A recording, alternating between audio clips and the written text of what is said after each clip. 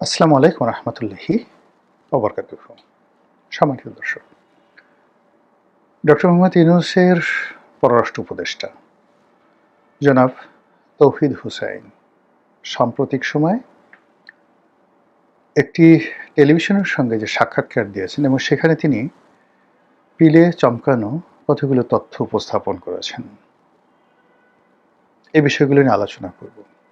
এবং হঠাৎ করে জনাব তৌহিদের মতো একজন ঝানু কূটনীতিবিদ, যিনি তার অতি উচ্চমার্গে লেখাপড়া এবং কম কথা বলা, মার্জিত কথা বলা এবং তার যে সততা, এই সততার জন্য তিনি প্রশংসিত ছিলেন, হয়তো এখনো আছেন।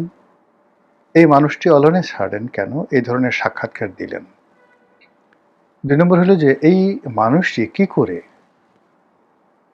এই মার্কিন ডিপ স্টেটের যে একটা যাকে বলা হয় চ্যানেল, একটা সিন্ডিকেট, কিংবা ডক্টর মোহাম্মদ ইউনূসের যে একটা সিন্ডিকেট, এর মধ্যে কি করে জড়ালেন, এই বিষয়গুলো নিয়ে আলোচনা করব।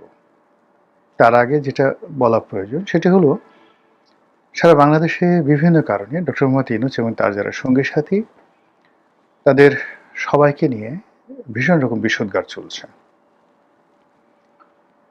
বর্তমান বিএনপি সরকার প্রাণান্ত চেষ্টা করছেন যে কোনো অবস্থাতেই যেন ডক্টর মোহাম্মদ ইউনূসের ক্ষয়ক্ষতি না হয়, জনরোষ যেন তাকে আক্রমণ করতে না পারে, এবং সরকারের পক্ষ থেকে সর্বোচ্চ সতর্কতা এবং আন্তরিকতা নিয়ে ডক্টর মোহাম্মদ ইউনূস এবং তার যারা সঙ্গী সাথী আছেন তাদের সবাইকে হেফাজত করা, রক্ষা করা, সংরক্ষণ করা এবং নিরাপদ রাখার যে প্রত্যয় সরকার দেখাচ্ছে, এটা কি প্রশংসনীয় না নিন্দনীয় সেটা ভবিষ্যৎ বলে দেবে। কিন্তু বাস্তবতা হলো যে জনরোষ এমন একটা পর্যায়ে চলে গেছে, এই জনরোষের কারণে ডক্টর মোহাম্মদ ইউনূসের পক্ষে যারাই অবস্থান নিচ্ছেন তারা জনগণের ক্রোধের মধ্যে পড়ে গেছেন। এই গেল এক। ২ নম্বর হলো যে ডক্টর মোহাম্মদ ইউনূস যে কর্মকাণ্ডগুলো করেছেন, সেই কর্মকাণ্ডগুলো যখন তিনি ক্ষমতায় ছিলেন, মূলত তখন তাকে একজন লোভী, মানি লাভার, টাকা প্রেমী, ক্ষমতা প্রেমী, স্বার্থপর এরকম একজন মানুষ হিসেবে চিহ্নিত করার চেষ্টা করা হতো। এর কারণ হলো তিনি ৫ বছর, ১০ বছর, ৫০ বছর ক্ষমতায় থাকার স্বপ্ন দেখতেন। তিনি রাষ্ট্রীয় অর্থ ব্যয় করে সারা দুনিয়া ঘুরে বেড়াতেন। তিনি এদেশের মিডিয়া থেকে শুরু করে এদেশের যারা জ্ঞানী, গরিব, বুদ্ধিজীবী তাদেরকে তুচ্ছ তাচ্ছিল্য করতেন, এবং বিদেশি, যে কোনো বিদেশি, সেটি যত নিম্নমানের হোক না কেন, গায়ের রং সাদা হলে তিনি পাগল হয়ে যেতেন। সাংবাদিক কিংবা কূটনীতিবিদ বা এনিথিং, তার যে দীর্ঘদিনের মার্কেটিং কোয়ালিটি, জিনিয়াসনেস, যেটিকে আমরা মার্কেটিংয়ের ভুং ভাং বলতে পারি, এগুলো রাষ্ট্র ক্ষমতায় বসে তিনি দেখানোর চেষ্টা করলেন। তিনি তার সঙ্গে ব্যক্তিগত সম্পর্কের ভিত্তিতে আনোয়ার ইব্রাহিম, মানে মালয়েশিয়ার প্রধানমন্ত্রী, তাকে আনালেন, পূর্ব তিমুরের প্রেসিডেন্টকে আনালেন, জাতিসংঘের মহাসচিবকে আনালেন। কাজের মনে কাজ কিছুই হলো না, রাষ্ট্রের অর্থ গেল এবং আমাদের আরো অনেক ক্ষেত্রে মহা সর্বনাশ হয়ে গেল। তো তার শাসনামলে আমরা তার যে ব্যক্তিগত লোভ লালসা, মামলা থেকে তিনি কি করে নিজেকে সরিয়ে নিলেন, কি করে অর্থবিত্ত তিনি রাষ্ট্রীয় অর্থ এগুলো লোপাট করলেন, নিজের বিরুদ্ধে যে সকল মামলা মোকদ্দমার পাশাপাশি যে সকল অর্থনৈতিক সিদ্ধান্ত ছিল সেগুলো তিনি কি করে কর্মকূপ সহ অন্যান্য বিষয় করলেন, এগুলি নিয়ে আমরা আলোচনা করতাম। কিন্তু এই মানুষটি এই বাংলার হাজার বছরের ইতিহাসে এই দেশকে অর্থনৈতিকভাবে শৃঙ্খলিত করে, রাজনৈতিকভাবে দাসত্বের বাজারে বিক্রি করার জন্য এবং ভৌগোলিকভাবে এটিকে পরহস্তে তুলে দেওয়ার জন্য আমেরিকার সঙ্গে যে চুক্তি করেছেন, সেই চুক্তির যে নেতিবাচক দিক যত সামনে আসছে তত বেশি জনগণ বিক্ষুব্ধ হয়ে পড়ছে। এর প্রেক্ষিতে উনার যারা সহযোগী ছিলেন তাদের মধ্যে অনেকে এখন উনার বিরুদ্ধে কথা বলছেন। অত্যন্ত জনপ্রিয় একজন যাকে বলা হয় বুদ্ধিজীবী ব্রিগেডিয়ার সাখাওয়াত, তিনি প্রথম থেকে বলছেন যে তার একটা কিচেন ক্যাবিনেট আছে, এখানে অনেক কিছু হতো তিনি জানতেন না, এখানে তিনি পরবাসী ছিলেন ইত্যাদি। এরপর ফরহাদ মজহার সাহেবের স্ত্রী ফরিদা আপা, তিনিও অনেক কথা বলেছেন এই মার্কিন চুক্তি সহ অন্য বিষয়। এবং সাম্প্রতিক সময় একেবারে হাটে মানে রীতিমতো বোমা ফাটিয়েছেন পররাষ্ট্র উপদেষ্টা জনাব তৌহিদ। এই জিনিসগুলো কেন হচ্ছে?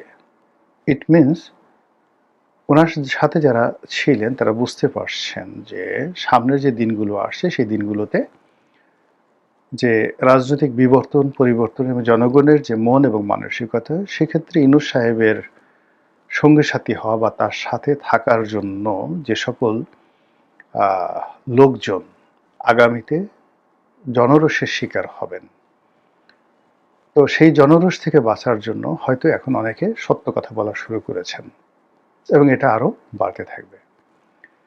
তৌহিদ সাহেব তার বক্তব্যে যে জিনিসটি বলেছেন যে সেটি হলো যে তিনি নামকা ওয়াস্তে একজন উপদেষ্টা ছিলেন মন্ত্রী পদমর্যাদায়, তিনি তার কাজকর্মে একেবারেই স্বাধীন ছিলেন না, কোনো অবস্থাতেই তার মনে শান্তি ছিল না এবং তিনি সম্মানিত বোধ করছিলেন না। এজন্য পরপর ৩ বার তিনি পদত্যাগপত্র জমা দিয়েছিলেন, যেটা আমরা ওই সময়টাতে শুনেছি, সন্দেহ করেছি এবং বলেছি। সেই পদত্যাগপত্র গৃহীত হয়নি। এই গেল এক। ২ নম্বরে তার কাছে যখন জিজ্ঞাসা করা হলো যে আওয়ামী লীগের রাজনীতির ভবিষ্যৎ কি, তিনি কূটনীতির ভাষায় খুব সংক্ষিপ্তভাবে যেটি বললেন সেটা হলো আওয়ামী লীগ ফিরে আসবে, রাজনৈতিকভাবে ফিরে আসবে, ক্ষমতায় ফিরে আসবে এবং আগামীতে যে নির্বাচন, এটা কি ৫ বছর পরে হবে, মধ্যবর্তী নির্বাচন হবে, নাকি যে কোনো সময় হতে পারে, এটা উনি অবশ্য বলেননি। উনি যে কথাটি বলেছেন যে সামনে যে নির্বাচন আসছে সেই নির্বাচনে আওয়ামী লীগ অংশগ্রহণ করবে, দ্যাটস অল। সারা বাংলাদেশ এগুলো নিয়ে ভীষণ রকম আলোচনা চলছে। এই বিষয় নিয়ে আর নতুন করে কোনো কিছু বলার দরকার নেই। আমি যে বিষয় নিয়ে গিয়ে বলবো সেটা হলো মার্কিন যে ডিপ স্টেট, একটা অসমর্থিত খবরে আমরা যেটা দেখলাম যে মার্কিন যুক্তরাষ্ট্রের যে পররাষ্ট্রমন্ত্রী বা প্রতিরক্ষা বাণিজ্য মন্ত্রী কে একজন যেন, মার্কো রুবিও সম্ভবত, উনি সম্প্রতি ভারত সফর করেছেন।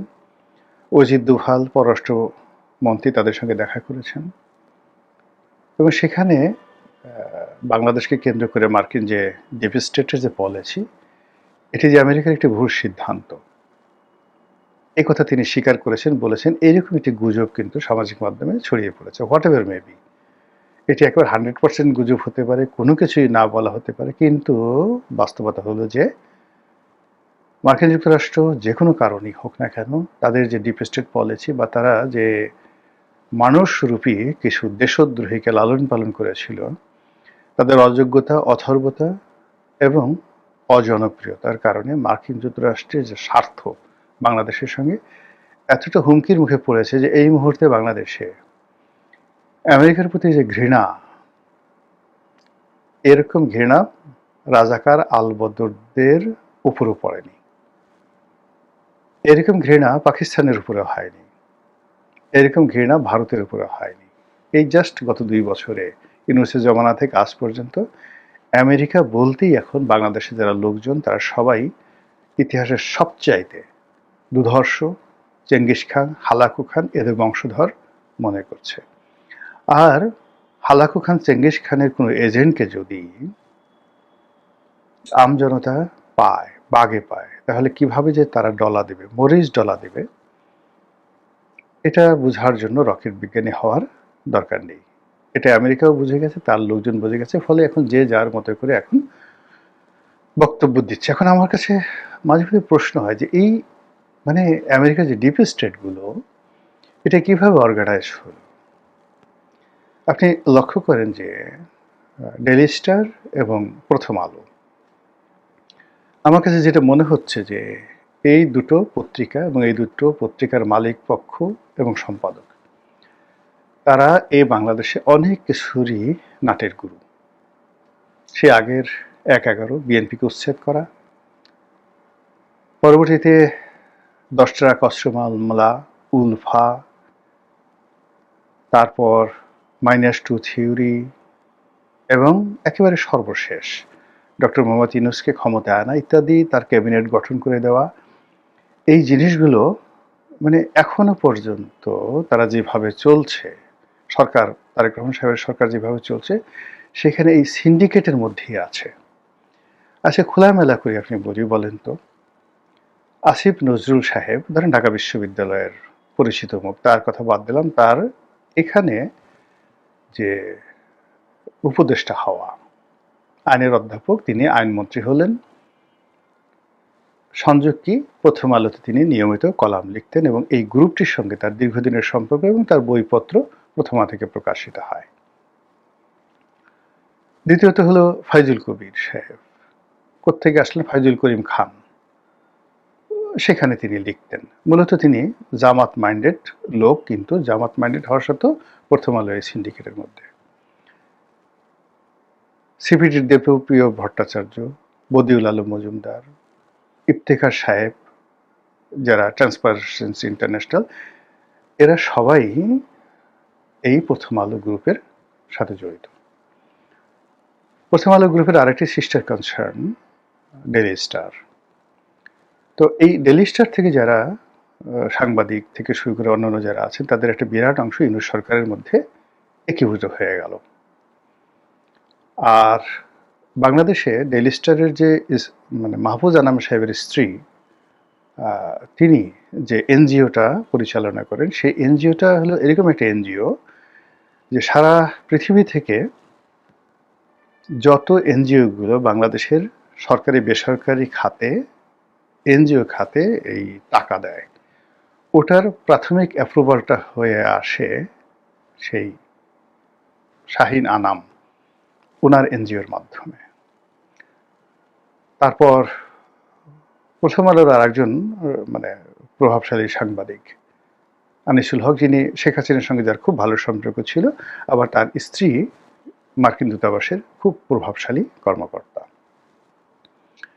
তো এই সময়টাতে আপনি কি দেখেন যে যারা যারা ডক্টর মোহাম্মদ ইউনূসের ক্যাবিনেটে ছিলেন, এবং ইনক্লুডিং ডক্টর ইউনূস, গত 10-15-20 বছর ধরে এদেরকে প্রথম আলো, ডেইলি স্টার এরা প্রমোট করছে এবং এরা বাংলাদেশের নায়ক মহানায়ক, এদের বাইরে কোনো পাণ্ডিত্য নেই এবং তারাই রাষ্ট্র ক্ষমতায় বসলো। আবার গিয়ে দেখুন রাজনৈতিক অঙ্গনে, এখানে যারা যারা আসছে, এই বিএনপি সরকারের মধ্যে যারা যারা আছে, আপনি যদি জুনায়েদ শেখের কথা চিন্তা করেন, নুরুর কথা চিন্তা করেন, তারপর ডাক্তার জাহেদের কথা চিন্তা করেন, অথবা ববি হাজ্জাজ, এরা সবাই কিন্তু প্রথম আলোর স্নেহভাজন প্রিয় ব্যক্তিত্ব, ইনক্লুডিং রুমিন ফারহানা। কিন্তু রুমিন ফারহানাকে এখানে রাখা হয়নি, অন্য জায়গাতে। ফলে এই সরকারের উপরে এখনো পর্যন্ত সেই খলিলুর রহমান থেকে শুরু করে অন্য সবাই যারা আছেন, প্রথম আলোর একটা প্রচণ্ড ছায়া আছে। এখন এই যে প্রথম আলো, ডেইলি স্টার গ্রুপ, তাদের সঙ্গে আমেরিকার কি সম্পর্ক, ডিপ স্টেটের কি সম্পর্ক, এটা আগামী দিনে বোঝা যাবে। কিন্তু মূল ব্যাপার হলো এই মুহূর্তে বাংলাদেশে কিন্তু আবার সেই প্রথম আলো, ডেইলি স্টার বিরোধী যে প্রচারণা, এটা তুঙ্গে। ডক্টর মোহাম্মদ ইউনূস বিরোধী জনরোষ বাড়ছে। প্রথম আলো, মতিউর রহমান এবং মাহফুজ আনাম এবং তাদের যারা সঙ্গপাঙ্গ, তাদের বিরুদ্ধে জনরোষ বাড়ছে। এবং যখন জেনারেল ওয়াকারুজ্জামান বৈঠক ডাকলেন ক্যান্টনমেন্টে, সেই ক্যান্টনমেন্টের বৈঠকে যে সমস্ত লোক গেলেন, তারাই ঘুরে ফিরে বিরোধী দল, তারাই ঘুরে ফিরে সরকারি দল, তারাই ঘুরে ফিরে ইউনূসের দল, তারাই এনসিপি, তারাই সমন্বয়ক, তারাই বিএনপি, তারাই সবকিছু। এবং একই মানে অনেকগুলো রসুন থাকে, সেই রসুনের গুলো কোয়া থাকে একটা, এরকম একটা পরিবেশ পরিস্থিতি আমরা গত ২ বছর ধরে দেখছি। কিন্তু চক্রান্ত যতই শক্তিশালী হোক বা পিছনে আমেরিকার যতই অর্থ থাকুক, বিত্ত থাকুক, কিন্তু 18 কোটি মানুষকে মুগ্ধ করার, তাদেরকে নেতৃত্ব দেওয়ার যে একটা বিশেষ ম্যাগনেটিক পাওয়ার থাকে বা লাগে, এই ম্যাগনেটিক পাওয়ার যাদের আছে তারা কখনো দালালি করে না, তারা কখনো সেবাদাস হয় না, তাদের কখনো কারো কৃতদাস হতে হয় না। আবার অন্যদিকে যত বৃহৎ শক্তি আপনি হন, সেটা চেঙ্গিস খান, হালাকু খান, কিংবা ধরুন তৈমুর লং, নাদের শাহ, এরা সবাই সারা পৃথিবীর তছনছ করা মানুষ। আপনি এদের দক্ষিণ হস্ত হন, এদের দালাল হন, এদের কৃতদাস হন, কিন্তু আপনার যত কিছু হোক না কেন আপনি কোনো অবস্থাতেই 18 কোটি মানুষের নেতা হতে পারবেন না, তাদেরকে পরিচালনা করতে পারবেন না, বা তাদের প্রিয়জন হতে পারবেন না। তাদের প্রিয়জন হওয়ার জন্য you might be a slave, just like Qutbuddin Aibak, Iltutmish, Ghiyasuddin Balban. ওনারা সবাই দাস ছিলেন, কিন্তু তাদের একটা গ্রেট মাইন্ড ছিল, অসাধারণ একটা মন ছিল, সততা ছিল, অসাধারণ পাণ্ডিত্য ছিল এবং সততা ছিল, ধর্মপরায়ণতা ছিল। ফলে তারা দিল্লির সিংহাসনে বসে যে ইতিহাস তৈরি করে গেছেন, সেই ইতিহাস পৃথিবী আর কেউ তৈরি করতে পারেনি। তো কাজে কৃতদাস হয়ে অনেক সময় সম্রাট হওয়া যায়, আর অনেক সময় সম্রাট হয়েও কৃতদাস হয়ে যায়। তো সেই অবস্থায় বাংলাদেশে যারা মির্জাফর, বাংলাদেশে যারা রাজবল্লভ, রায়দুর্লভ, কিংবা ধরুন ঘসেটি বেগম, যারাই এই আমেরিকার টাকা খেয়েছেন, আমেরিকার পক্ষে দেশ বিক্রি করার চেষ্টা করেছেন, সারা বাংলাদেশ তাদের বিরুদ্ধে ফুঁসে উঠেছে। প্রকৃতি কাঁপছে, মাটি কাঁপছে, বাতাস শো শো করে আওয়াজ করছে, বনের পাখিরা তাদের নাম বলে দিচ্ছে, এরা আমেরিকার দালাল।